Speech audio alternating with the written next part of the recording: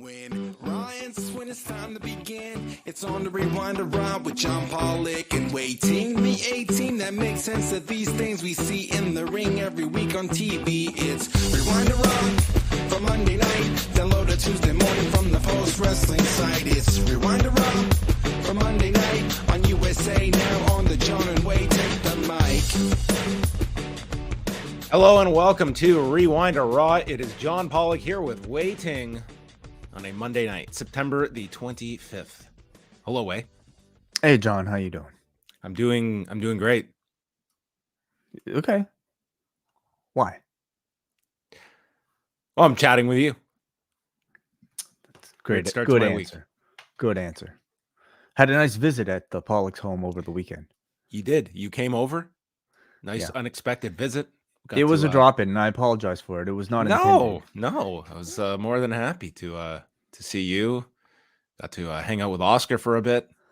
Yeah, It's our first time our kids got to play together. that's correct. That's correct. I think they had a good time. I think so too. I think Oscar was very entertained by Max, and Evie was very kind, sharing her toys and giving us a tour of the house multiple times. So it was adorable.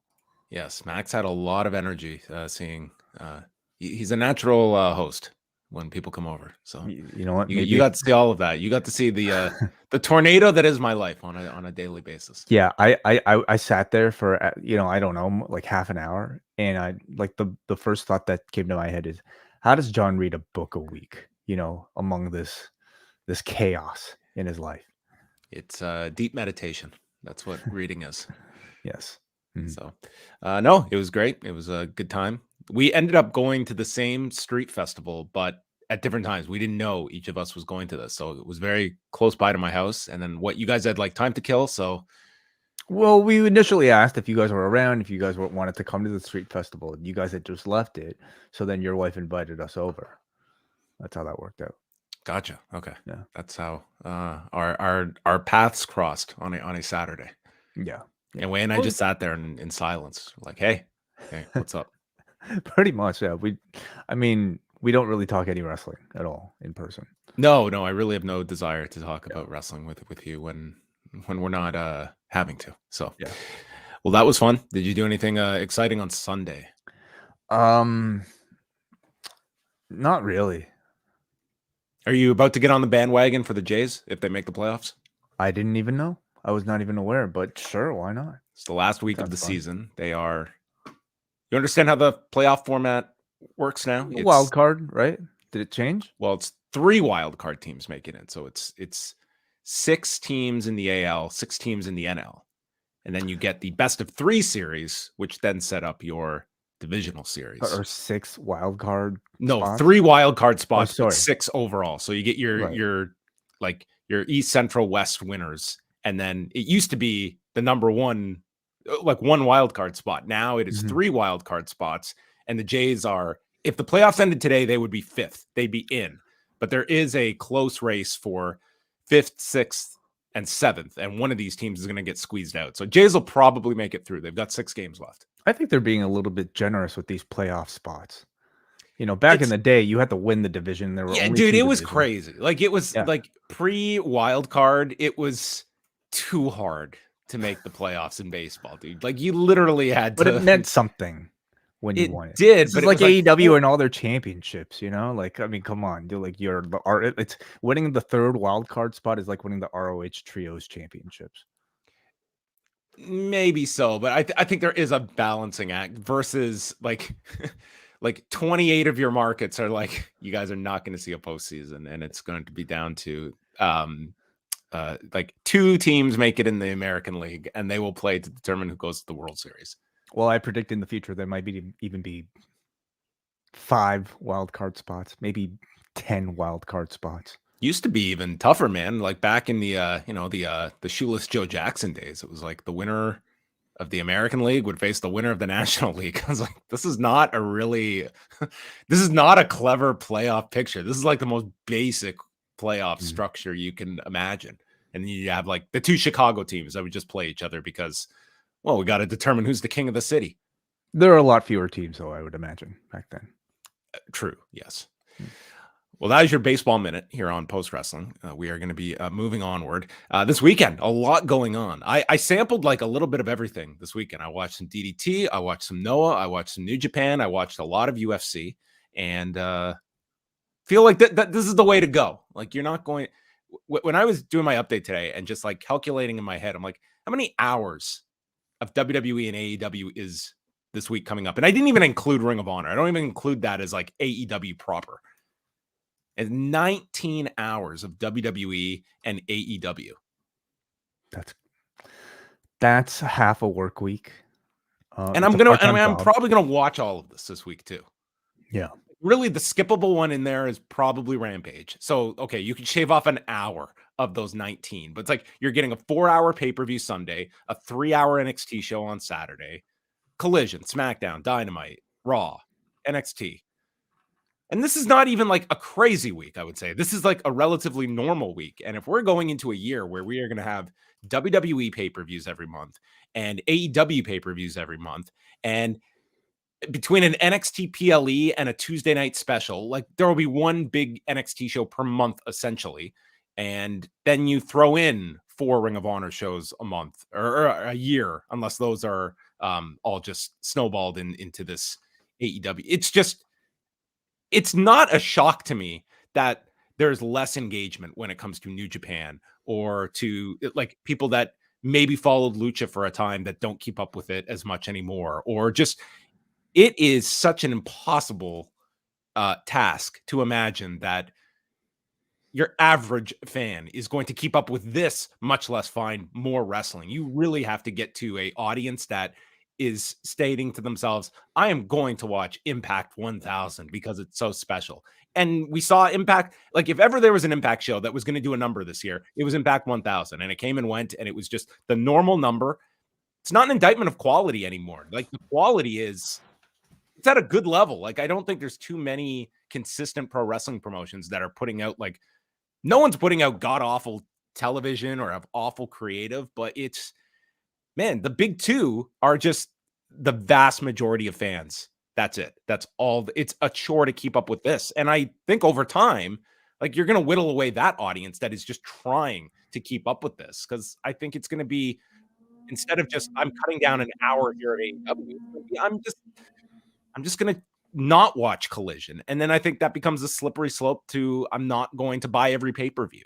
And I do feel like we're in the midst of people are trying to consume all of this, but it is going to whittle away, in my opinion, because it's a daunting amount. And most people are not going to push themselves to cover this. That's not a leisure activity. Do you watch every Jays game? No, I don't, but there is at the same time plenty of people that do. Yeah, and those people are just as crazy as the people that choose to keep up with all of this, in my opinion. I mean, if you're going to die hard, then you're going to. But the rest of us are going to bandwagon jump when it's time for the playoffs. And that's going to be the case when it comes to professional wrestling. A lot of wrestling fans are only going to dip in for your Royal Rumbles or WrestleManias. Or in the case of AEW, anytime there's something hot that happens. It's sort of inevitable when it comes to, this market where the more you create, the more money you make, right? In the end, people are going to have to pick and choose what they truly want to watch, and the rest of us will cherry pick. And if you're not an AEW or a WWE, you're going to have to think that much harder to present a different product than what the others are promoting. I think it's just tough when your message to your audience, even if you're not flat out stating it, but it's implied, hey, you don't have to follow all of this. Like, it's not like you can just watch. What's the alternative? Don't do as much? Listen, I understand the need for it, but I just feel like what is the benefit if there is a burnout to your audience that cannot sustain this? I guess if Collision ultimately doesn't bounce back when college football is over, and it's an audience that just gets used to, they have other things. Like, what benefit is it for Collision to be this to not make it on Saturday nights? The benefit to who? To the to I mean, I'm AEW? just stating like that is one where here you are piling on hours, Yeah. and in a vacuum, I think Collision's a really entertaining show, but does that become a casualty to people? And then when you're looking at like if that show fails, like your broadcaster is going to, I think, have less confidence. And here we have one flagship show, and we If it have fails, not been then they able. won't pay for it. Well, and then that But if becomes they're the gonna problem. pay, well, then they're just back to where they were a year ago, aren't they? The fact is they have a broadcaster that's willing to pay for it. And if they're willing to pay for it, then they're going to create it. What do you take from the SmackDown deal? That here is something that, I mean, it produces numbers, and it got like a somewhat like reasonable increase, but not a crazy one. And it also like that is also covering like these NBC specials on top of SmackDown every year. And for all the numbers that SmackDown has been doing, and on this huge surge over this last year, I mean, they did not get the level that many people thought they would. And is that like a cooling? Do you read that as anything about just an attitude towards pro wrestling, or just like how do you read that deal? I read it as, whatever WWE was asking for this sort of 1.4 increase was not worth Fox did not determine that to be worth, the amount of money that they were asked for. I mean, in terms of performance, it's hard for me to necessarily gauge, a dollar amount that might be equal to whatever AEW was performing. Sorry, SmackDown was performing in terms of ratings. But whatever it was, Fox decided it wasn't worthwhile, whereas USA felt it was very worthwhile, to command that price. Like, would the solution have been if there were 2 less hours of professional wrestling, produced by the WWE each week? Would the result have been more beneficial for the WWE and at the end of all of this? I don't know if that's necessarily the answer. No, I think SmackDown is caught in this issue where this is post Charter Disney, post like all of this uncertainty in cable, and it appeared to be that there needs to be more of a pushback towards these rights fees going up, and this was one that I think did feel it. It's not the end of the sports rights bubble, but it is something indicative of where SmackDown has performed versus what the expectations were, and this would have been at least something that it was not a home run for them, but it wasn't a strikeout either. Like, you have to kind of view it in the middle there.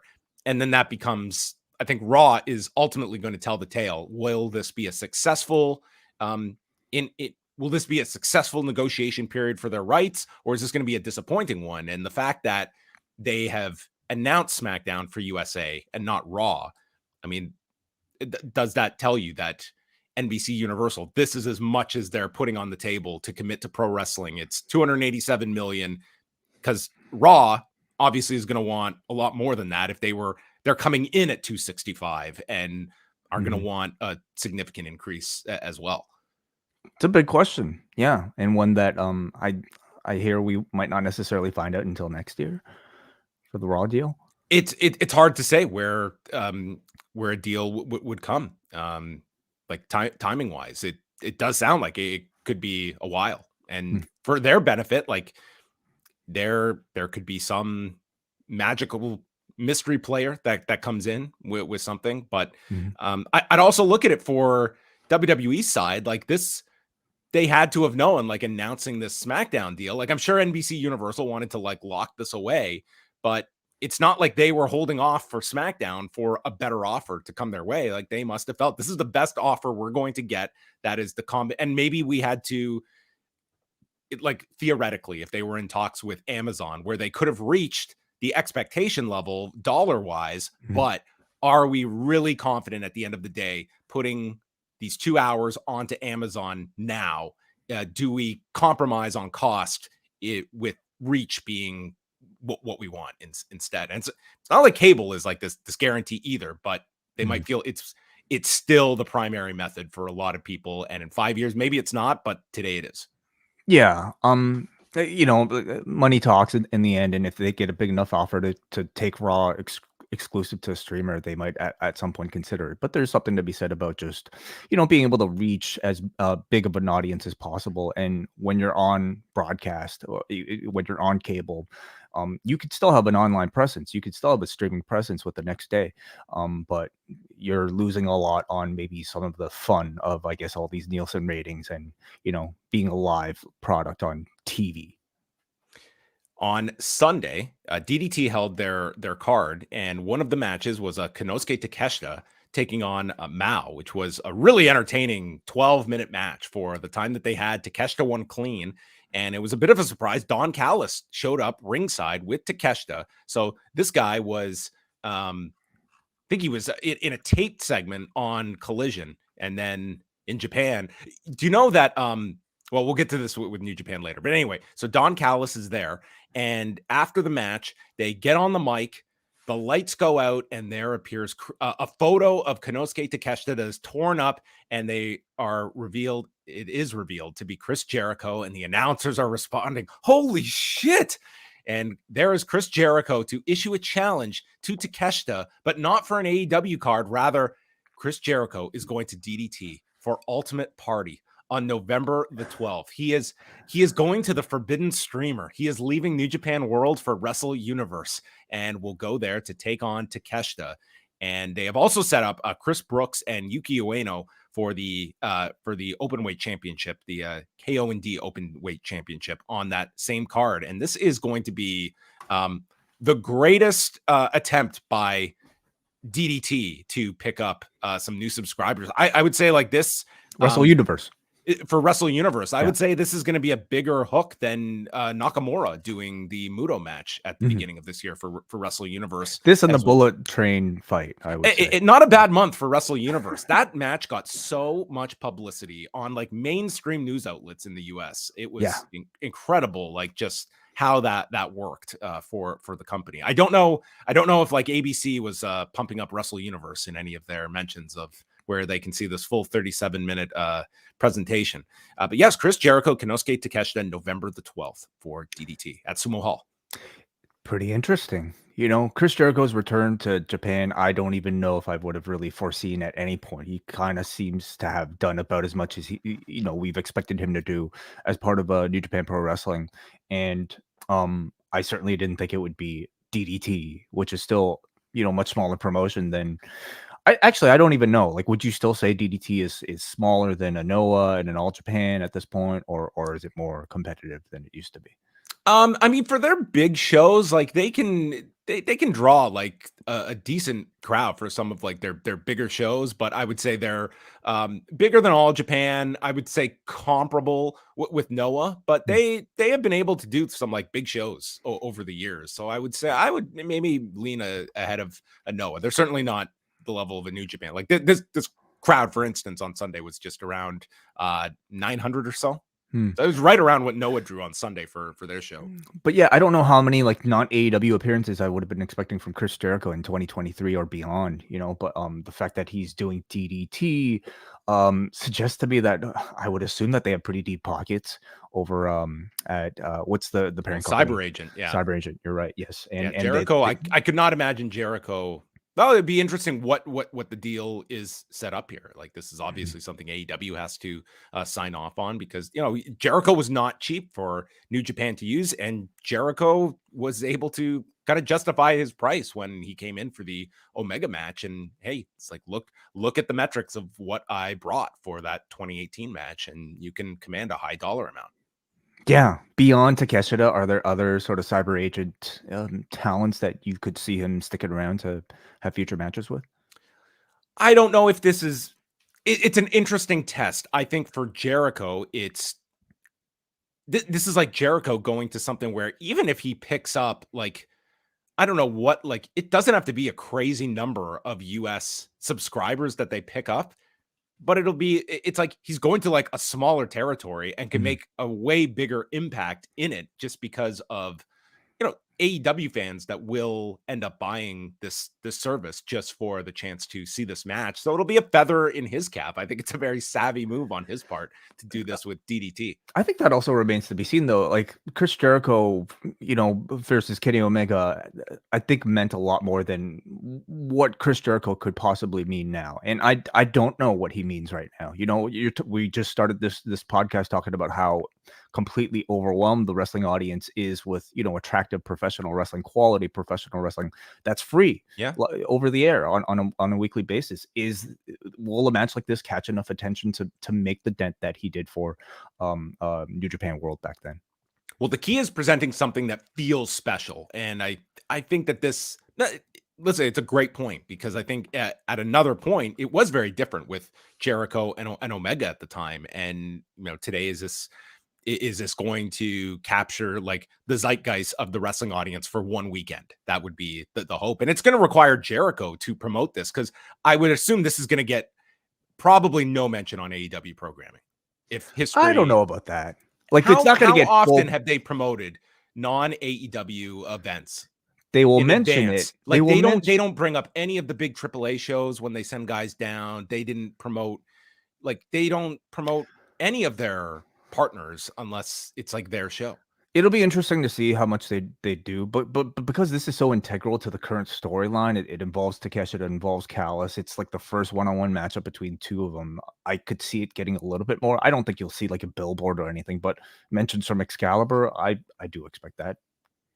We'll see. It'll be an interesting test. Obviously, DDT would greatly benefit from that promotion on AEW proper. Eddie Kingston was in the news over the weekend, so he stated on ad-free shows, he was doing a Q&A with them, that his deal was coming up, and he said he's here for 4 more years. So he's 41 at the moment. So this is going to take him into the perhaps the twilight of his career.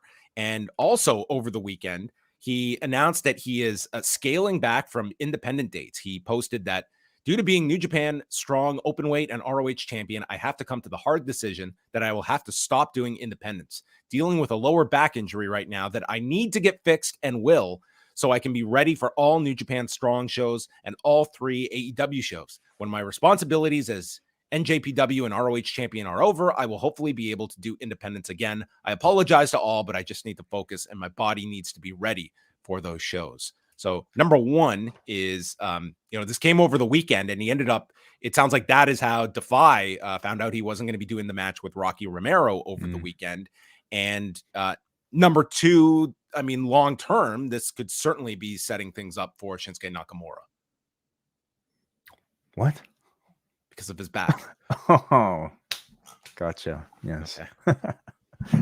I think that'd be a great match, actually. I think that feud would be wonderful, actually. Subtitled Shinsuke Nakamura versus Eddie Kingston reacting to those promos. I think. Oh, stop! I can't read this fast. Oh man, he probably learned enough Japanese by now. He's probably 2 months over there talking to Kawada in the G1. I mean, it's totally understandable, is it not? I'm sure the people that were going to see Eddie on some of these independent dates are very, very disappointed. I would hope that, he has plans to make good on all those dates. But when it comes to a man's health, a man who has just been through the G1, and then, jumped right back into, Stadium Stampede and AEW and then this incredible run that he's had up until now, I think it's totally understandable. People have to stay healthy, and in your 40s, that becomes that much more difficult.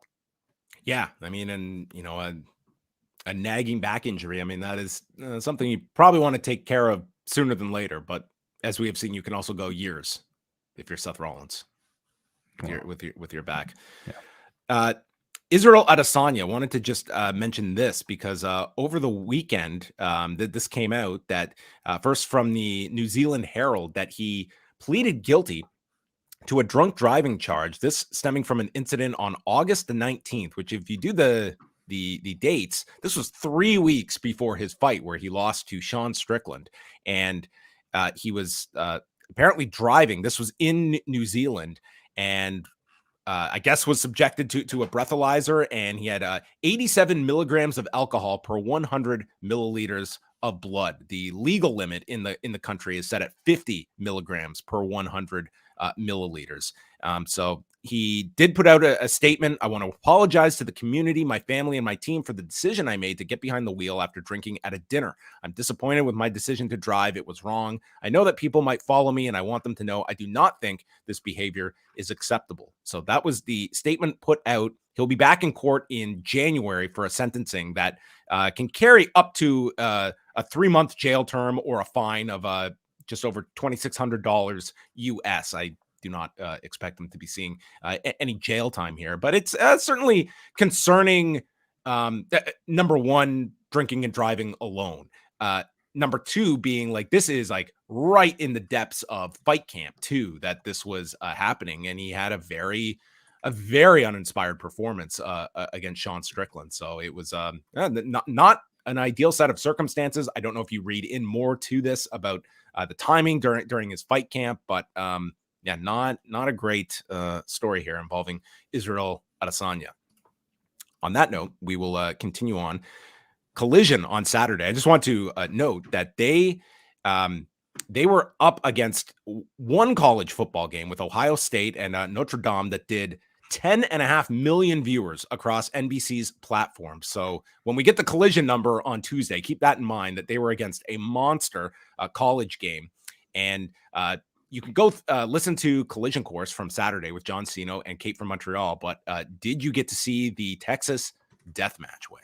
I certainly did. Yeah. I mean, talking about there being too much wrestling when there's something that looks like it's a special thing and something that seems to be of the quality of what came before this, I absolutely made time for it. I thought it was very good. I thought it was an appropriate follow-up. I didn't think it was as good as their first match together, but man, for TV, I thought it was. That was one of the best matches of the year they were coming off. It was almost like they had handicapped themselves. Like I love this Texas death match. Like I agree the strat match was in a different stratosphere, but man, these two are fantastic together. And I love the setup for the finish with the chain around the knee. I've got to say, I thought this was like one of the better beginning to ending collisions that they produced. I just thought this was a really entertaining show. I enjoyed Jay White and Andrade a lot. The Workhorsemen had, in a 5-minute match, they were able to have, I thought, a great performance in a very limited amount of time. It was a good use of Rob Van Dam, who is not that far from his where he was born. It was a very entertaining show overall. I think they continue to find ways to make Collision feel like it's yeah, you know what? I wouldn't have said that maybe about the week prior, but like this episode felt like a real good bounce back for, your average AEW viewer who had already seen 4 hours up until this point. Your 5th and 6th hours of AEW television throughout this week. I thought they managed to make it feel worthwhile. When they finished Rampage, the 2-hour Rampage, and Excalibur is signing off. Thank you for tuning in to this special Grand Slam edition of Rampage. We're back tomorrow night for 2 more hours. I was like, crazy. I know that's when they're coming back, but just to hear it is like, this is insane. You just finished. We're going to do it all again tomorrow night. It's crazy. WrestleDream. So this is the latest card. I've got to say, like, this is, even by AEW standards, this is shaping up to be one of the best cards of the year. We have Danielson and Zack Sabre Jr., and Zack is not, after Sunday's Destruction show, he's not on any more New Japan shows until Royal Quest. So he is free from now all week long if they want to bring him in on Wednesday or Saturday before the pay-per-view. FTR against Aussie Open. Jericho will now team with Kenny Omega and Kota Ibushi against Takeshita, Sammy Guevara, and Will Ospreay. Eddie Kingston against Shibata for the ROH and New Japan Strong titles. A 4-way with the Young Bucks, Lucha Brothers, Orange Cassidy and Hook, and the Guns. Chris Statlander against Julia Hart for the TBS title. Christian Cage against Darby, 2 out of 3 falls for the TNT title.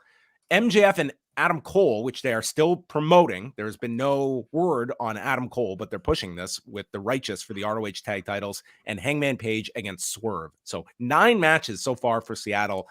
I've got to say, this is a very deep card for Sunday. We will see what the response is coming back to pay-per-view, but I mean, AEW, they have been able to show that wherever interest is the week out, they have done some really great last weeks going into All In, All Out, and last week's Grand Slam, and they've got 5 hours of TV this week to build up WrestleDream. Yes, absolutely. Yeah, I mean, if this show does well, I think it bodes incredibly well for maybe a perceived desire to, bump up the pay-per-view schedule to 12 a month. If you've got All Out like trending around 95,000 buys, what would Mhm. be a week out, like what you would peg WrestleDream at? I think given the bit of extra space, I think there's a bit more of sort of like a clamoring for, or maybe an ability to stomach, paying whatever you're paying for a pay per view, being distanced a little bit further. So I'm going to say north of 100 for this one, and I think that should be considered a success at This that is also level. going. This is the first time they're going on a Sunday night against the NFL for a pay per view, as I can recall, and I don't know how much of an impact that's going to have on top of it as well. Does it surprise you that they didn't, they're pushing forward with not having MJF do a singles bout, and would it be seen as a sign of success? You have two pay-per-views now back to back without a world title defense. Well, I wouldn't. Like, how do you view that number for All Out? Is that a success for you? Like, if it finishes at 95,000 buys the week after your biggest show ever, To me, given like what I perceive to be a handicap by being so close to All In, I would consider 95 to be a success. yeah, I would not look at 95 as a success for this show. Mhm. But the numbers like the 140 range that a lot of these shows have been doing. Again, it would take like a big momentum shift this week for me to think like this would be within shooting range of 140. And listen, if they can do a healthy number without MJF in a featured spot, but to me, it is diminishing your biggest program and your biggest star at the moment on this pay-per-view. Like whether Cole is ready to go or not for this pay-per-view, I don't know if these two against the righteous is adding any business to this show. Oh, I don't think it is at all. But would you say it's diminishing MJF's maybe status, or is it protecting him so that next time he does wrestle, it feels like a big deal? I mean, at that point, it's like, It's an interesting strategy. Like last time and this time, they're deliberately not having a world title defense, and instead they're using something like Danielson versus Zack Sabre Jr. as its main event. Very similar to what they did for Forbidden Door. You could argue that not having MJF wrestle at Forbidden Door probably wouldn't have affected that card that much, in my opinion. But the fact that you can try this, I think will tell you a whole lot about what the appetite is for just, great wrestling, regardless of whether or not the world champion is wrestling. Well, live attendance and pay-per-view buys don't always correlate, but at least from a ticket selling perspective, Danielson and Zach, even in Danielson's pseudo home market, we should say, Yep. it's from Aberdeen. It's not knocking them dead at like 5,300 tickets. Like this is a big arena, the Climate Pledge Arena. It's way down from when they debuted in the market at the beginning of the year. So that's all we can judge it on now. It's not as though this is like they're selling a crazy amount of tickets. But again, I'm at least wanting to see what this final week push is, because this company has shown a great ability to do the last minute hype job for big shows. And they have I'm really looking forward to this show on Sunday. Like in ring, too. I think this could be one of the better shows of the year. It has the potential to be. New Japan's Destruction in Kobe.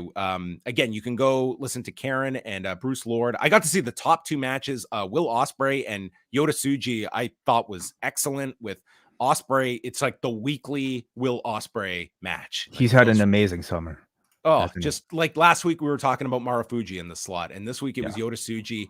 Yota Tsuji to me is just right on the precipice of he needs that big win. It didn't have to be this one against Will Ospreay, but my God, this was just an outstanding match that the two had, and highlighted at the end where I don't know about the Gene Blast as the name for his spear. I don't know if you want to get hit by the Gene Blast, but he did kick out of the Storm Driver 93, and then it was a Hidden Blade and Stormbreaker that kept him down 27-51 that this match went. And this was one of those matches where when it was done, it certainly did not feel like I just sat here for a half hour to watch this match, but man, I really loved afterward too, where Ospreay just got on the mic and he could not have put this guy over more. Like, man, you are amazing. Like, he was in awe of this dude. And then they set up him and Zach for Royal Quest 3, which Zach's gonna have quite the couple of weekends coming up too. He's going to be doing a lot of traveling back and forth.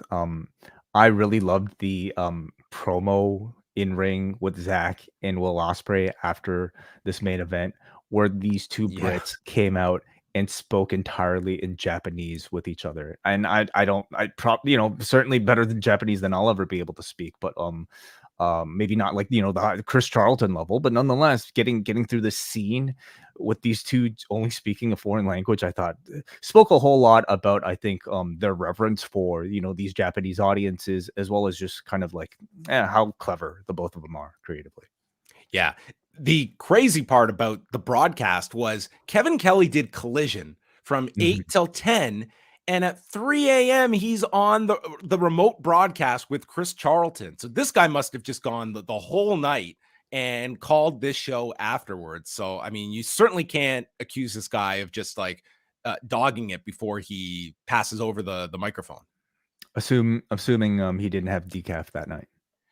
No, he was just taking like a Monster Energy drink right to his veins to go through this. I mean, this would have been like, he was probably on his like hotel Wi-Fi from like, he probably, I would have been nervous as hell if I was relying on hotel Wi-Fi to do a 4-hour broadcast in the middle of the night across the world. Well, I only watched the main event. I didn't hear his audio go out really at all. So I hope sounded fine. Like, it was, they had way more problems during the pandemic with like audio. I didn't hear any, but I didn't watch the entire card. I mean, I'd love to know this, like, where he got that Wi-Fi. That's the number one question I have. Maybe got a nice hookup. Maybe they got him an ISDN line after all these years. So that'd be really pricey. Yes, and then and Tetsuya Naito beat Jeff Cobb. Really entertaining final few minutes with all these cool transitions, but the expected outcome, Naito wins to set up, well, providing Sonata beats Evil at the October 9th show at Ryogoku, it'll be Tetsuya Naito challenging Sonata. And that is the tentative main event for Wrestle Kingdom, which is, you've got the story there, but I imagine that I could certainly see this Wrestle Kingdom. You could do the Danielson Okada rematch. You could do Kenny Omega coming over. Like, I really think this is going to be a Wrestle Kingdom that it's Naito and Sonata maybe go on last, but I don't feel it's going to be the main event, the quote unquote main event. Yeah, at this point, I'm fully expecting Ospreay versus Omega to have their third match at Wrestle Kingdom, and certainly to most audiences on this side of the ocean, that's going to be the main event. But locally, I could see it, Naito and Sonata being more for a Japanese local crowd. And the last thing here are the ratings notes from Friday. SmackDown did 2,227,000 viewers, 0.63 in the demo. So this was the come down from the Rock effect. It was still a good number, 2.2 million. They were down 13% in viewership, and they were going against two college games on ESPN and FS1, but SmackDown number one by a significant amount in sports programming for the night. Peak quarter was Io and Asuka at 2,370,000 viewers, that coming from WrestleNomics. But the peak in the demo was the last 15 minutes and the destruction of John Cena and AJ Styles. Rampage, the 2-hour edition of the show, so the 2 hours itself, did 341,000 viewers and a 0.12 in the demo. The first hour, 374,000 viewers, fell to 309,000 for hour 2. Big spike in women across all demos this week. And it was down from last year, where the Grand Slam special, they hit 522,000 viewers. So 522 to 341 this year. So that's more than just Les Holmes having TNT, but and a 0.17 in the demo last year. It was a big first quarter and a drop from there. And actually, in the 18 to 49 number, the low end was a tie between two quarters, including your main event with the Hung Bucks winning the trios titles as well. Did you get to see much of a Rampage Grand Slam? Unfortunately not. Yeah, it was a swing and the miss for Grand Slam. But something that is a Grand Slam offer for all of you out there that never misses when it swings is NordVPN. Yes, John, very nicely done. It is my privilege to once again show some love to our sponsors at NordVPN. It's a service I use every day to keep my online browsing secure and encrypted, of course. But primarily, I use it to sign up for services that I can't get in my local lovely country of Canada, such as AEW Plus on Fight. It is by far the best way to consume AEW programming because unlike certain local apps that we have to use to watch AEW Collision, I can start, rewind Dynamite, Collision, and Rampage even on a delay. I can watch the entire archive of any AEW TV broadcast that whenever I want to. I could even cast it off my laptop or my phone to my TV through Chromecast or Apple AirPlay. It is honestly even far easier and way less of a hassle than my experience with pirated websites, certainly. And perhaps the biggest benefit in time for this weekend, it allows me to purchase AEW pay-per-views at half the price. For instance, you can buy this weekend's WrestleDream for $39.99 in the US, but if you simply switch your location over to the UK, you could purchase the pay-per-view for $19.99 US. And if you're actually signed up, to AEW Plus, it's actually even cheaper at $15.99. So this is what I do every time there's an AEW pay-per-view. A standard 2-year plan with Nord costs $3.08 a month when you sign up at nordvpn.com/postwrestling. So it's already paid for itself many times over. I've also done this with Netflix, F1 TV. Apparently, you can also try this with flights, hotel bookings, and car rentals as well. It is incredibly easy to use either on desktop or through your phone. You can download the Nord app, sign into your account, choose the country you want to connect to, and that is it. So sign up at nordvpn.com/postwrestling where you can get a bonus 4 months on top of all 2-year plans. They've also got a 30-day money-back guarantee, which I highly doubt that you will be needing. Again, $3.08 a month when you sign up at nordvpn.com/postwrestling, or check the link in the show description and do us a favor. Sign up with our link, get yourself a bonus month, 4 bonus months, I should say, and let them know that you found out about us through post. And send Wai a thank you. The man saving you money that you're just like, wait a minute, what? You're welcome, everybody. That's it. Raw tonight, we go to the Toyota Center, the Toyota Arena in Ontario, California. This would have been the night for Maxine Dupree to break out her finisher once again. The Toyota Arena. The Miami Toyota tribute. She hasn't done it since. I mean, she hasn't wrestled. She has not wrestled since. You're right. Well, maybe she's practicing. Maybe you got to go to the house shows to see the. God, that was months ago. That was like before SummerSlam. Mm-hmm. Over 8,000 people, according to WrestleTix, and they are making more of a point now. Maybe it's like they're when there's a sellout, they're making it very clear it's a sellout on the broadcast, and smart for them to do it. They should be promoting it. It certainly sounded like it tonight. Mm-hmm. Yeah, they were. Maybe Michael Cole start giving us the drop count. The turnstile count, yeah, maybe. Cody starts the show, noting the show is sold out, and he brings up that in exchange for Jey Uso, someone has to go to SmackDown. So that story is revived. It has not been forgotten about, and we are SmackDown is being ultra patient. Well, negotiations take time. Is this how it would work for a sports team where I could like trade for a franchise player, and it's like, are you guys going to trade someone back? Patience, okay, patience. Give us a few months, and we'll send someone back in time for you.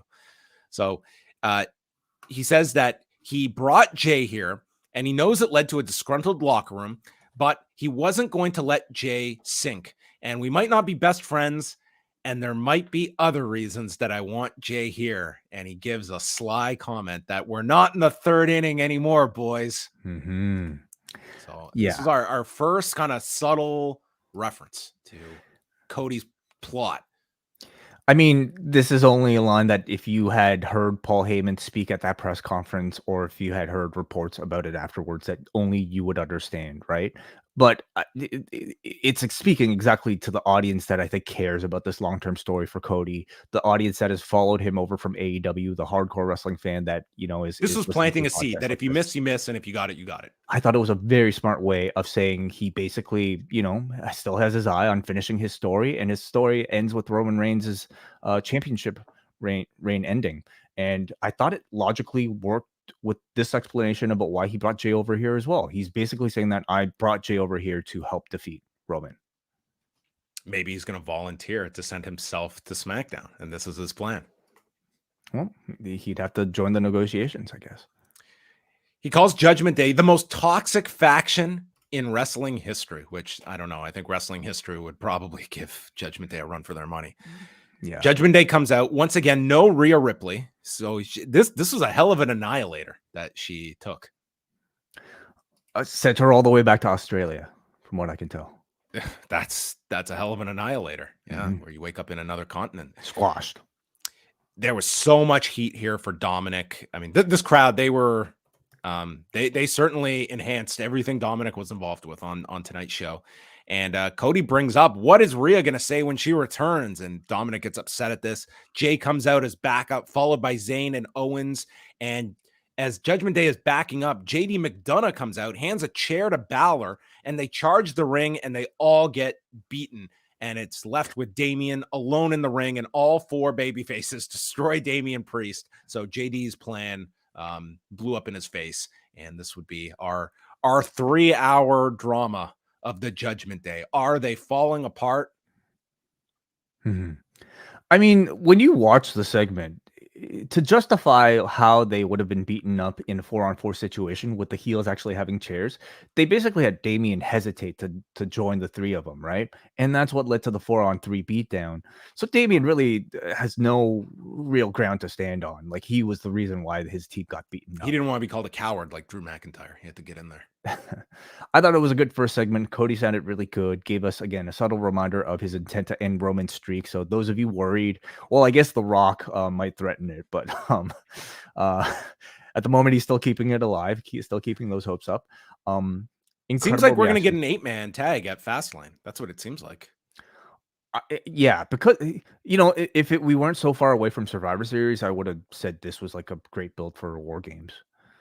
But we're too far away from it, I think. Yeah, this one seemed to get like your 4-on-4 setup, and none of these guys have anything set up for the pay-per-view, so I could see this being Fastlane, which we are very much in the slow lane when it comes to building out a card for the show. I mean, we've got 2 matches after tonight for that show. We have 1.5 matches. Yeah, we have 1.5 because Cena's, as of now, is going at it alone. Yeah. Otis and Bronson Reed. This was one of my favorite 4.5-minute matches on Raw this year. Okay. These two big guys had a match where they were just going to pound one another, and it was like big man versus big man. And I thought this was great. I was actually disappointed it ended as early as it did, and neither guy would come off their feet. Finally, they do these running clotheslines to knock one another off balance. Otis does a somersault into a discus clothesline, which it was Michael Cole that says Otis using some lucha influence here. And then the Caterpillar connects, goes for the Otis bomb. It misses. And with that, Reed hits a senton and tsunami in 425. Match of the year candidate for me. I enjoyed this a lot. I thought this was a really fun match. Yeah, maybe we should have an award for best beat on this end of year awards. They were not chanting meat at these two, so they did not have the Miro Hobbs effect. Did not, no. And I'd probably still give the edge to that one if we're going to pick best meat of 2023. But the match was great. I think gave the audience exactly what they were looking for with these two. A bit of spectacle with Reed lifting Otis for that Samoan drop, and then, of course, the Caterpillar and then the tsunami. I thought it went the exact length that a match like this should for a TV match. There was not one dull moment, and this crowd was alive the entire time. What are they building Bronson Reed for? Could he be Rollins' next opponent?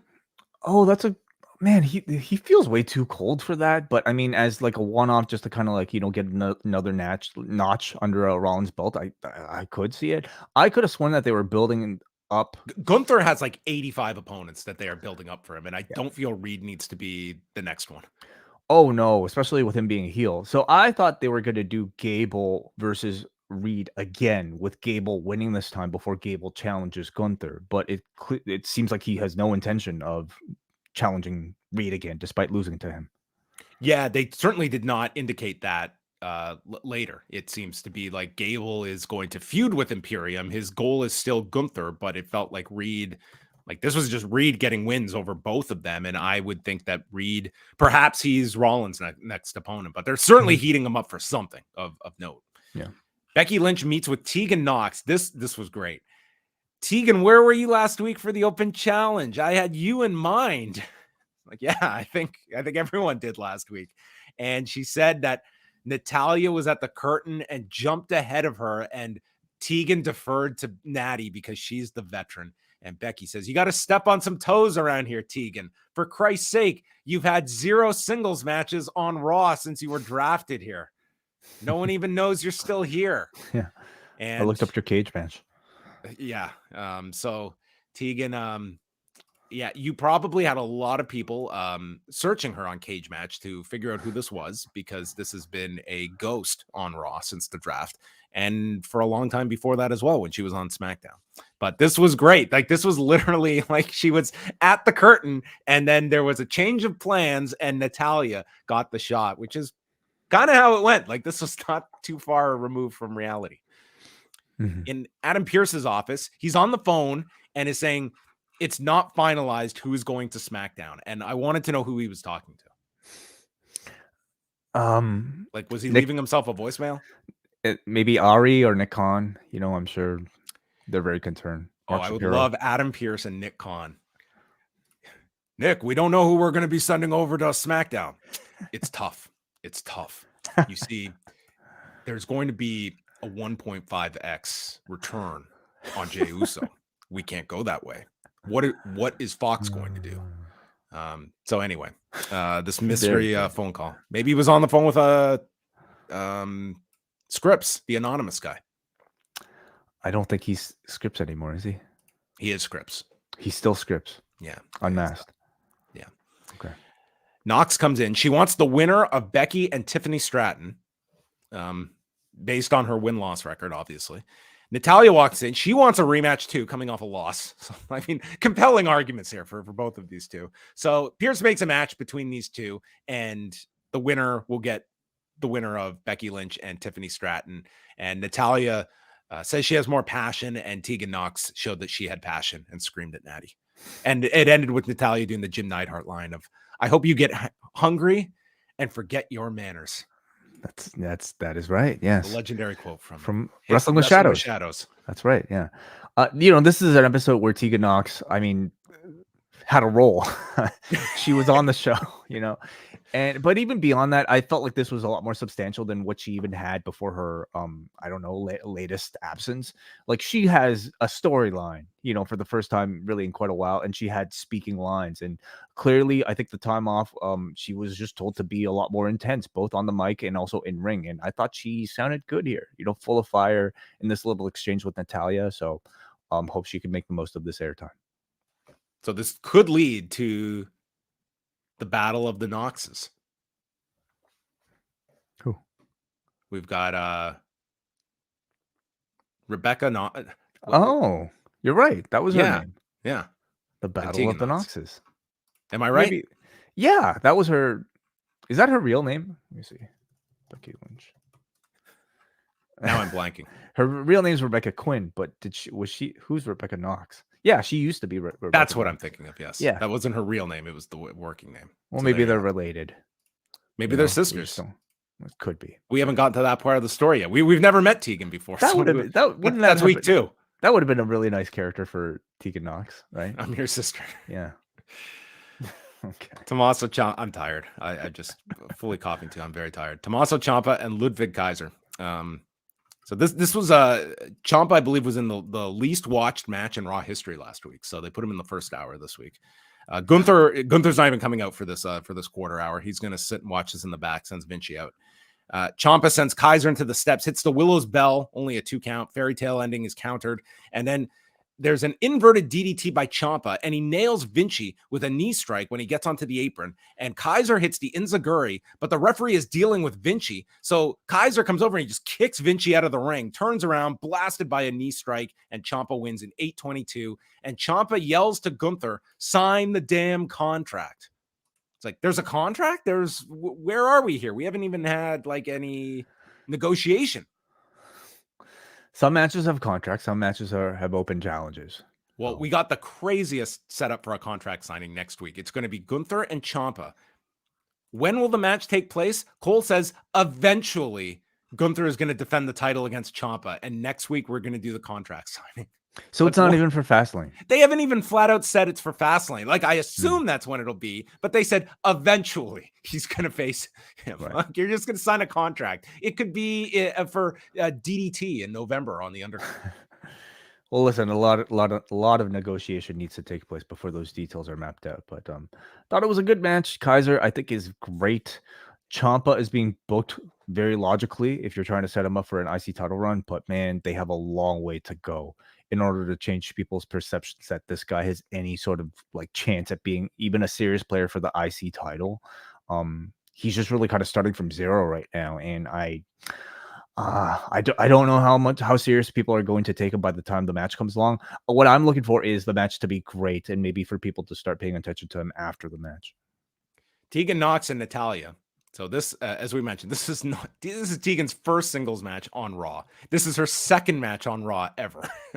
And Nox very aggressive, and had to be because they gave them no time here. She misses the world's shiniest wizard, and Natalya hits her with this beautiful sit-out powerbomb for a 2 count, goes for the sharpshooter. Tegan avoids, shiniest wizard, and wins in 2:38 as Becky holds up the belt. And this was like, I was watching it on like 8x the speed because they had to do this match, get Tegan over, set up this like angle with Becky at the end, holding up the title, and Becky was on commentary for this as well. So had no time to waste.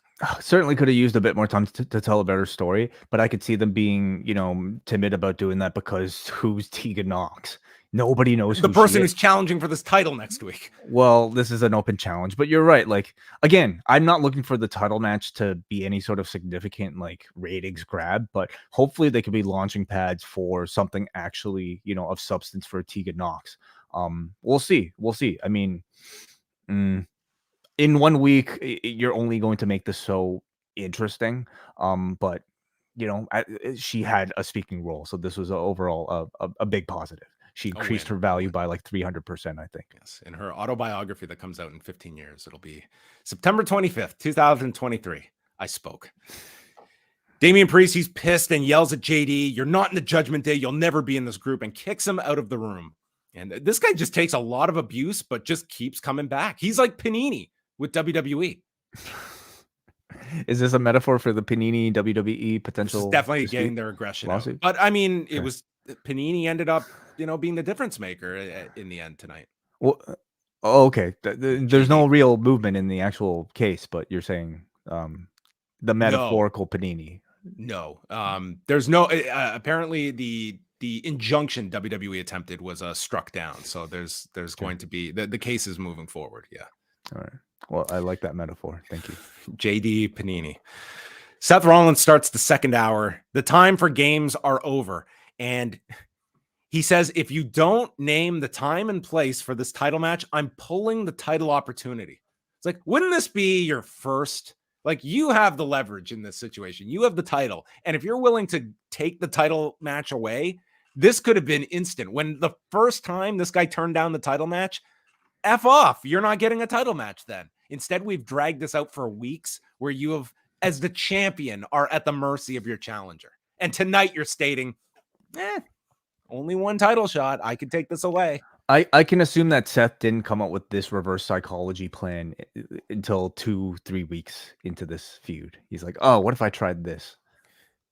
This was, some smart negotiating tactics. Maybe Seth Rollins took a note from the Writers Guild. Yeah, what's the latest on that? Did they figure that out? It's the writers' strike. They've reached a tentative agreement, but the Screen Actors Guild are still on strike. But it seems like that will be less contentious. They think they will, get a deal. But the writers are sorted out. 3-year deal. Right. Did the writers respond with subtitles? They wrote subtitles. You know what? WWE could say, look at all the writers that we are employing for this segment here. We are now incorporating subtitles. Hiring a person just to be Shinsuke Nakamura's promo person for our non-unionized workers. So Nakamura appears on screen. He wants to be the straw that breaks Seth's back.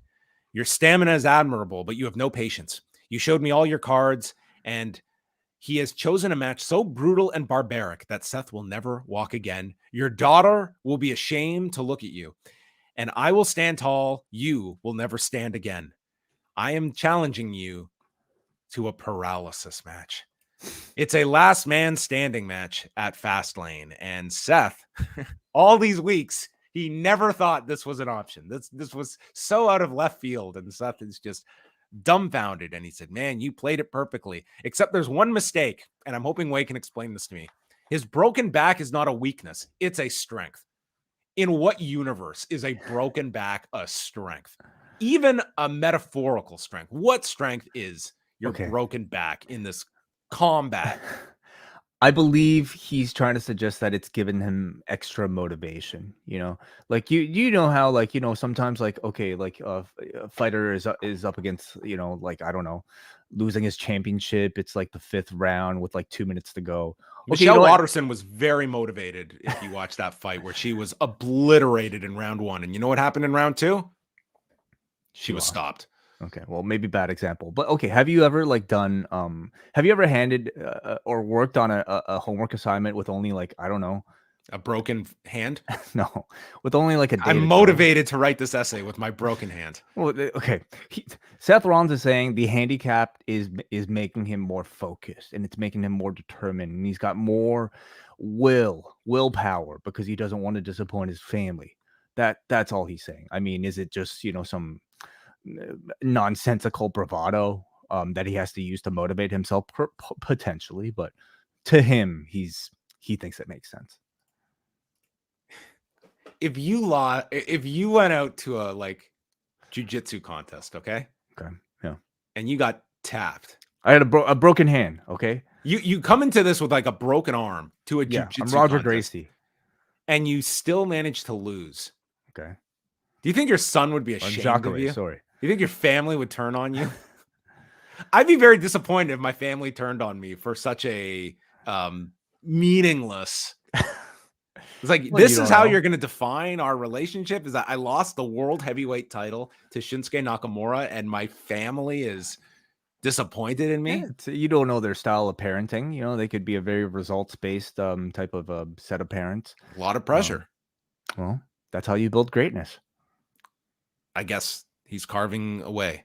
Mm-hmm. So he accepts the match, and they did show on the WWE Twitter, their X account, Becky's reaction to this, and she's just standing there with like a stoic look on her face, like reacting to Seth. I didn't listen to it. I didn't turn the volume on, but it looked rather hilarious. Interesting.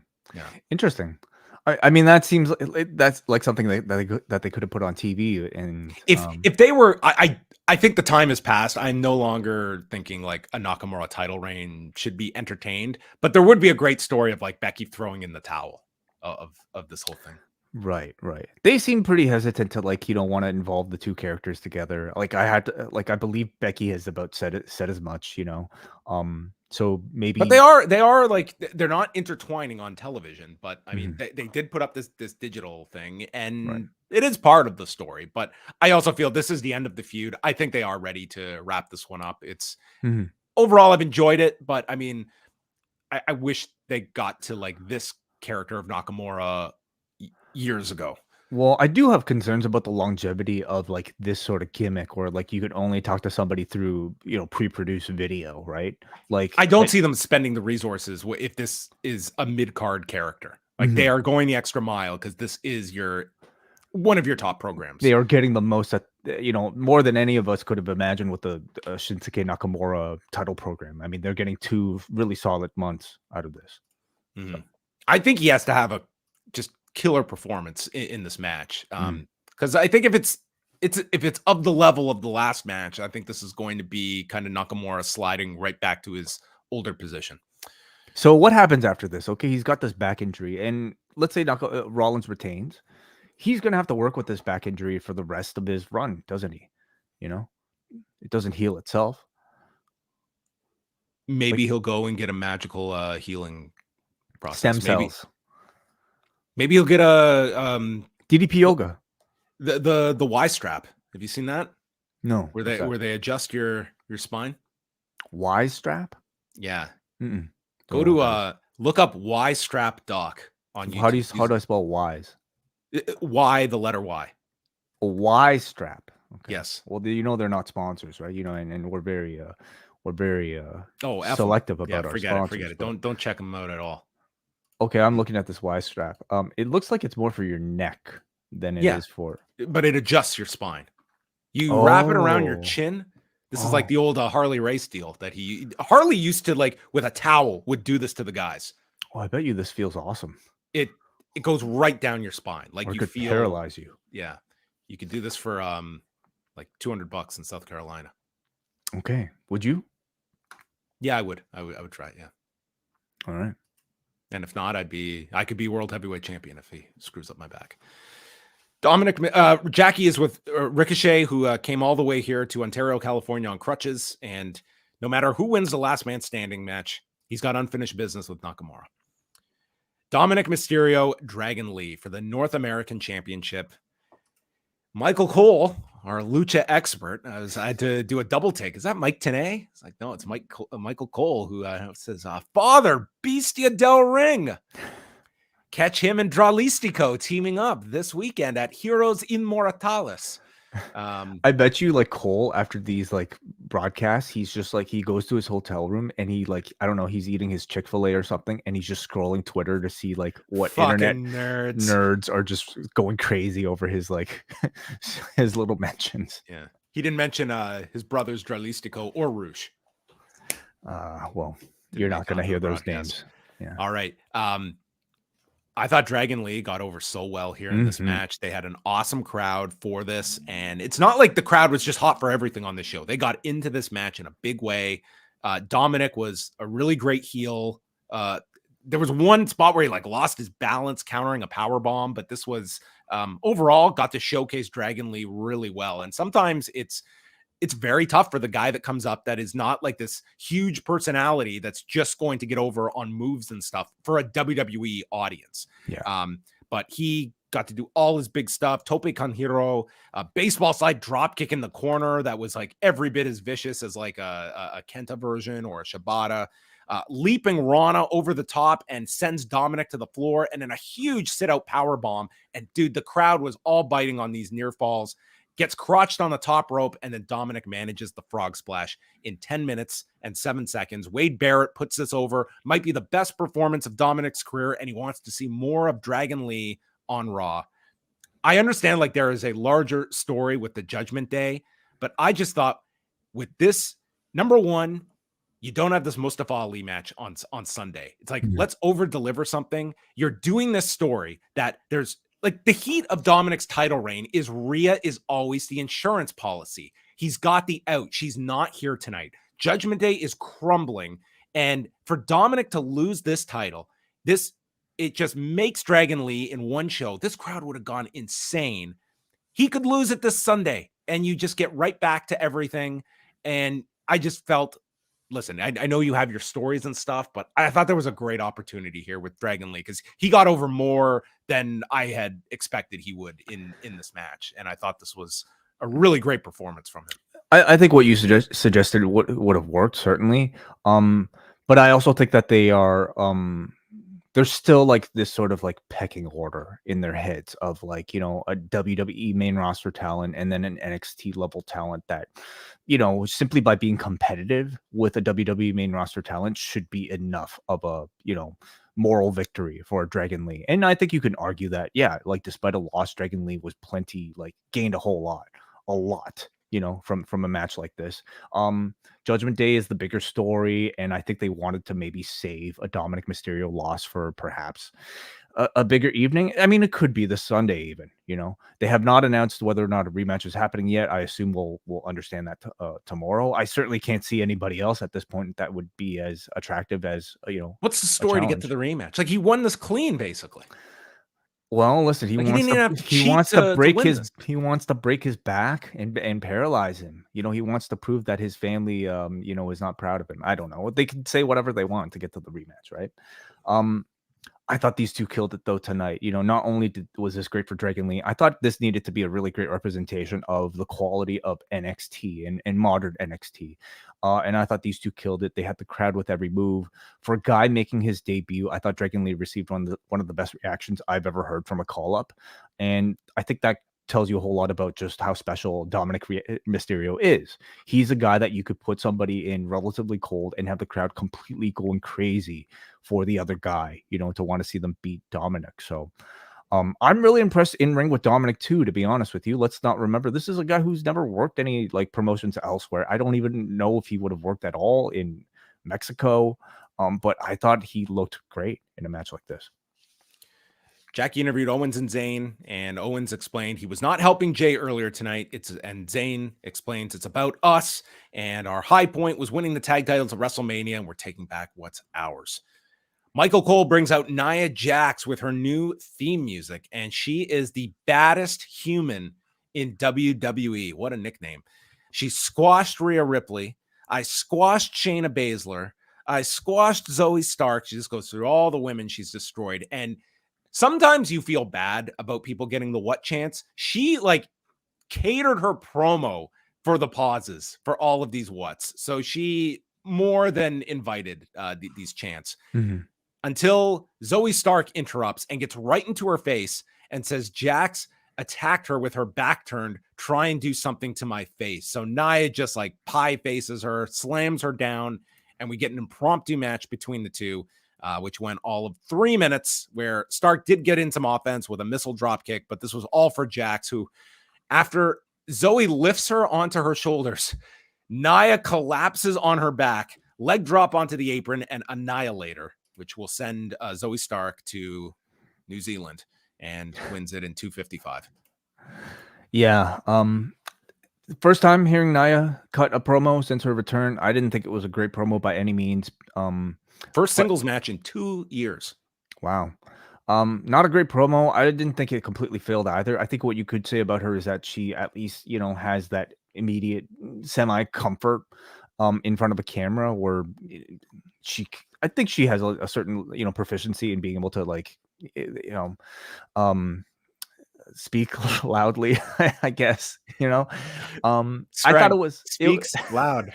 It was enough to make the character work, and it established this like new catchphrase she's trying to work on, squash, you know, like the bonsai drop, of course.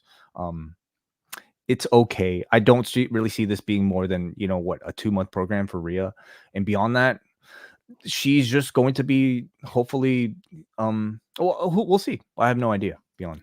They're building her up for Rhea Ripley, and people will be negative about like Zoey Stark being the sacrificial lamb. But like, once you're committed to like, we're building this up, like this is the way you book Nia Jax to set her up for this. Saxton catches up with Jey Uso. He's not joining any groups. He's not joining any emo bands either. He isn't going to do Cody like that. And he has beef with Owens. It is what it is. Sammy's still my dog, and he's got his eye on Judgment Day tonight. So look out for Jay. Balor congratulates Dominik and said Priest had to go cool off to work tonight. So we don't know what the state of Damian is. MizTV with Drew McIntyre, and Miz asks if he was a coward or a conflicted hero for not helping Jey Uso last week. And Miz explains, I'm on your side for throwing Jey to the wolves. And Drew's explaining, you and I are nothing alike. And Miz explains, we are both backbones of this company. We became champions, and brought up how Drew worked his way back to a title shot at Clash at the Castle, and Jey played a major role in derailing you, despite not being in attendance in Cardiff that night. And Drew explains, karma's a bitch. And Miz refers to Drew as the Batman of WWE, which makes Cody Superman. Do you agree with these analogies? I don't know. Cody as a Superman. Madcap Moss. Wait, who's Drew's sidekick? It was Robin. Yeah, that was. I was like, who would be Drew's Robin? I guess Riddle. You're right. Yeah, they fired Robin. Okay, we'll get a new one. You know, no mention of like him or Ali either on this show. Like nothing to. Oh, I wouldn't have expected it.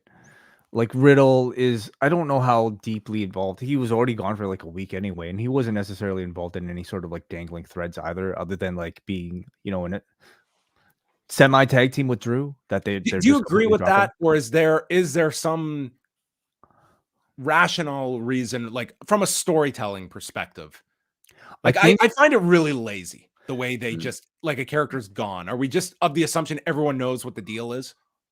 in this case, I would say so. Like, I think either that or like you just don't care, right? You know, like if Riddle was announced for a world championship match at the upcoming pay-per-view, yeah, I think you would have to make an Okay, Ali explanation. was announced for a championship match at the next pay-per-view. But it's NXT, and it's like I don't think it's that big of a deal. You know, like how many people? How are they going to explain it tomorrow? They're just not going to refer to this match that we have been Maybe promoting they'll for explain 3 weeks. tomorrow on NXT. They might actually explain it, but to a Raw audience that I don't know if how many would have been aware that Ali was even in NXT. I wasn't expecting them. Well, Batman is interrupted by the New Day, and New Day state that Drew acted like a coward last week, and we used to call you Big D, but you showed a lot of shrinkage last week. So then Miz refers to Big D, and he is Massive Miz. And so Miz was just the punchline here, constantly being told to shut up by Drew. And Drew is explaining that Cody was just trying to clean up his own mess last week. No, it's all the beatdowns the Usos gave the New Day, and you guys have never stood up for yourselves to him.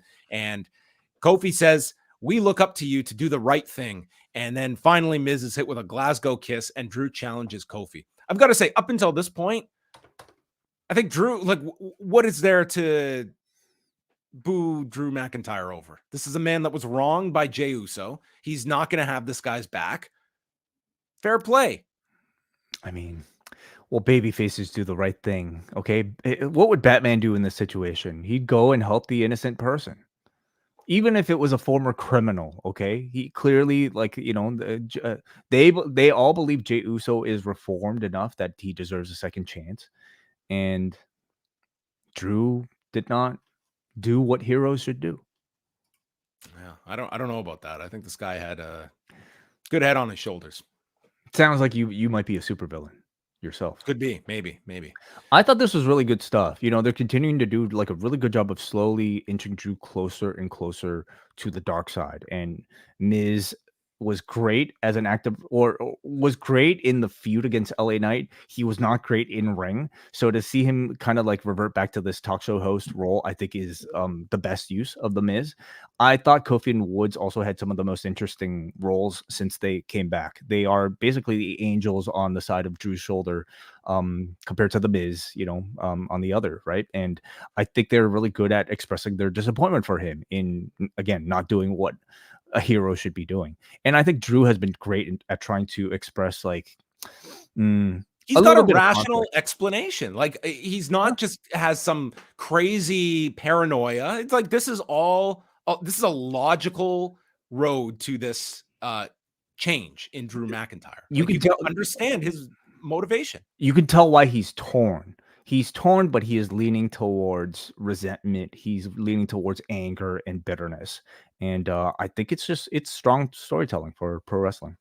I also want to say Miz is like the most unselfish performer in these segments. Like there is no ego. He's the total punchline, and he knows exactly what his role is here, which is just to enhance Drew as the tough guy, and I am the butt of the joke. And he plays it wonderfully. Yeah.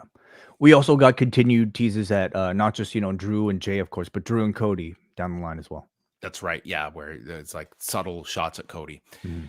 Alpha Academy's in the back, and Gable says, don't worry, Otis, we'll study the tape and learn.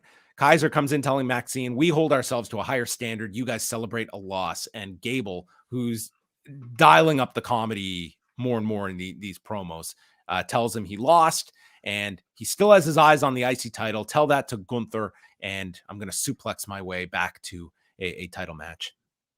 Yeah, it seems like he's just going after Gunther. I thought he would be, avenging the loss to Reed first. If he doesn't, it brings a lot of questions about why Reed had to beat Gable. Drew and Kofi, they went 12 and a half minutes, and Michael Cole got into this in a big way. He started calling this a classic as Drew hits a forearm, sending him to the floor, and the inverted Alabama slam onto the apron. Claymore gets ducked, and Kofi hits an SOS when Ivar shows up, attacking Xavier Woods, still no Eric, and crushes Woods against the barricade. And Kofi is distracted, leading to a Claymore, and Drew winning in 12:37. And then they are aghast on commentary that Drew is only focused on winning. He showed no remorse. This prick. And Ivar continues the attack. And this is when Drew does show like a true heel tendency I can't defend. He just watches Kofi and leaves. And Ivar hit that moonsault once again. This guy's going to wreck his knees doing this thing every week. But man, he had a great performance last week. And I'm really glad they had a follow-up this week, because during this show, I was thinking, like with Dragon Lee, I was like, we just saw the last week's great performance from Ivar and there was nothing. And then he did show up here. So I was glad that there was some follow-up there. Yeah, those matches happen, and like with Dragon Lee, we will forget it by Wednesday. Agreed. Yeah, I was glad Ivar got like a pretty big role here and got to showcase that amazing moonsault, which I think at this point should really be his finisher. Sorry to his future self in 10 years time if that's the case, but still, like when you're trying to pick up the Viking Raiders into some sort of significant role after years of doing nothing, yeah, okay, maybe I'll give up, a mortgage of a few years of proper walking in order to get there. Kofi, I thought, was a really good opponent for Drew tonight. He is such a great underdog. And in this match, I thought Drew was able to showcase his size and style that kind of made him look like a bully in this match. So even within the match itself before the angle, I thought he came across a lot more heelish. Very effective use, I thought, for everybody tonight. Yeah, and crowd got into it as well with the near falls and such. Gunther's yelling at Vinci and Kaiser. So now Vinci is Kaiser's problem. Gunther says that I will take care of my responsibility as greatest IC champion, and I will beat Ciampa myself. And if Vinci screws up, he's your problem. And if you screw up Kaiser, we'll have a problem. Mm-hmm. Seemed like they were this is picking back up like whatever that they were trying this thing with like Vinci and then Kaiser like kind of being ineffective or just incompetent like months back, and then they dropped it and now they're picking it back up again. So I don't know what it's leading to, but Gunther is really good at playing this sort of like angry boss. And we went to break. And Michael Cole teed up that coming up next, it's the tag title matches. The Judgment Day take on Kevin Owens and this new character, Sami Owens. Sami Owens. Yeah. So now they're a brother tag team officially. Ivar and Valhalla are interviewed in the back. And basically, this is an eye for an eye. They took Eric out, so we're going to kill Kofi. So more of this to come. Next week, it will be either Becky Lynch or Tiffany Stratton defending the NXT women's title against Tegan Nox, and a contract signing between Gunther and Ciampa, with Gunther eventually defending the IC title against him. So I look forward to this contract that will read eventually with Ciampa's name on it as well. So that is San Jose next Monday. Finn Balor and Damian Priest against Kevin Owens and Sami Zayn. This was the last half hour of the show. Undisputed tag titles being defended. We went through a pair of commercial breaks, and crowd got into Zayn once he got the hot tag. And Michael Cole says, this whole show has been awesome, as the crowd is chanting, this is awesome.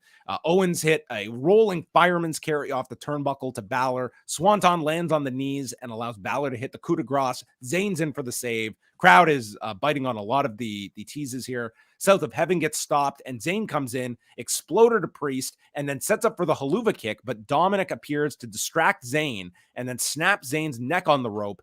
This sets up another near fall, and Jey Uso runs down, taking out Dom. JD returns, fighting Jay at ringside, so Cody comes down. We've got everyone involved. Balor takes a stunner, but Owens is thrown out. Haluva kick onto Priest, and you think Sami has it won when JD nails Sami with the belt, and Priest gets on top for the win in 20 minutes and 15 seconds, and it was a big brawl to end the show with all 8 men and the baby faces, if you can classify them as such, clearing the ring at the end and definitely getting the tease of Judgment Day with JD taking on these 4 eventually. Maybe eventually. I thought this was an excellent close to a great TV match. I think the sort of like, series of run-ins felt almost like a mini War Games match where the baby faces were in control, and then out comes a heel Dominik to stop it. Then out comes another baby face and Jey Uso to come and equalize. And then JD McDonough comes out, and then it's Cody Rhodes. And each entrant felt so hot. it tells you that I think every character in this entire story, whether it be on the babyface side or on the Judgment Day side, including JD McDonough, I think everybody is connecting in their own way, and everybody plays like a pretty pivotal role in this entire story. So this story is going really well. They have a really great babyface scene over on WWE Raw, and the fact that Drew McIntyre is not joining in on the babyface side is making Drew potentially the hottest character on Raw in a few weeks. If we get the War Games at Survivor Series, will that be our first William Regal on screen? Will the voice of William Regal debut or return, I should say? That's a very good point. I don't know how long does you They said he couldn't appear, but his voice could be on just in the arena. Interesting. I don't know. That was Raw. I thought there was some very good wrestling on the show tonight, and I think it's a lot of reliance on the Judgment Day for some of these shows that are the 3-hour story, and there is a lot of kind of wash, rinse, repeat of the main people, but you are seeing like they're trying to expand this main event scene of all these different characters. Jay is sort of the catalyst for all these friends and enemies, and you've got the group that is trying to exploit all of these problems. But I don't know if that's enough to hold the show, but you had enough like in between here. I was really impressed with Dragon Lee on this show. I enjoyed that quite a bit. Drew and Kofi had a really nice match on the show, and Bronson Reed and Otis giving Will Ospreay and Yota Tsuji a run for their money in terms of match of the last 24 hours. Wow, goodness. Overall, I thought it was a good episode of Raw. Again, like 3 hours is always going to maybe, dampen even a good show down to maybe just a okay show, I suppose. But I think for a 3-hour show, they did pretty well in creating a show long narrative. And Amazon announces 4-hour Mondays. God, with 2x increase. Yeah, 19 hours isn't enough. I think they did a lot of great work with Drew McIntyre and his continued, turn to becoming a heel, and putting all the baby faces together and injecting JD McDonough back into the heel side. I thought all of that was really well done today. Okay, we're going to open it up. If you want to send in a super chat, you're more than welcome to do so. And we should let everyone know that this Thursday, it is the return of Ask Away, where you can send in all of your questions. You can do it the regular way at forum.postwrestling.com. Just get your questions in by Thursday. Or if you want to submit one via audio form, and it's free to do so, you can send it to memo.fm/Post Wrestling. Just send in your questions by Thursday, and we will get to all of them. That will be out for Post Wrestling Cafe members. Also, in addition to that, if you want to come and join me, Neil Flanagan, and Jordan Goodman tomorrow on the Wellness Policy, we are back at 3 p.m. Eastern here at youtube.com/Post Wrestling.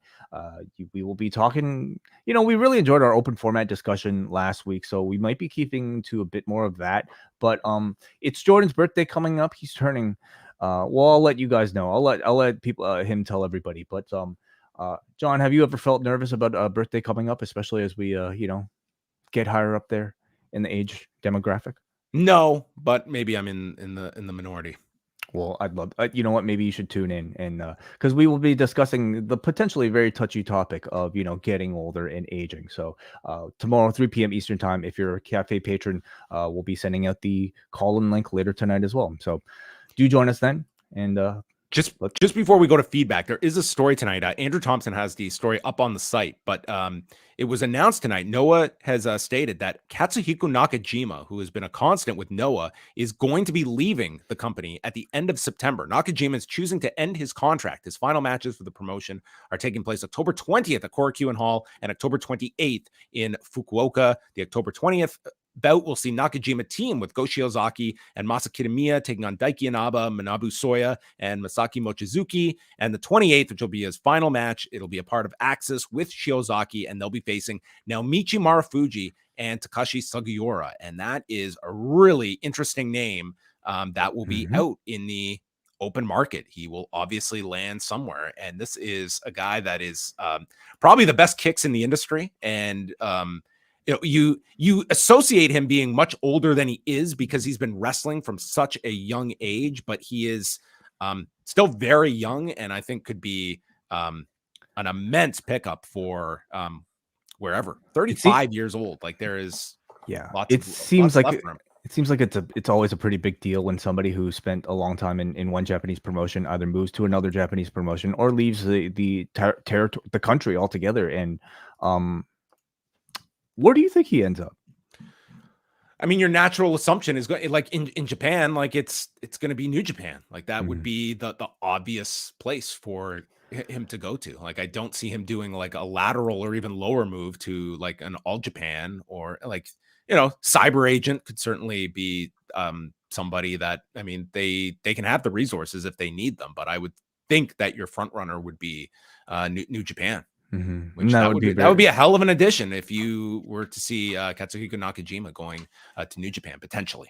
It would be very exciting, and I wonder if there's any sort of like North American interest. You know, it's not like he's a major name, but like he's the type of talent that I think once you see him, you'll be very convinced. And I would love to see him do like an indie tour, like, you know, like the way Takeshita did, you know, over here in North America for a bit, just to up his name before maybe committing to any sort of single promotion.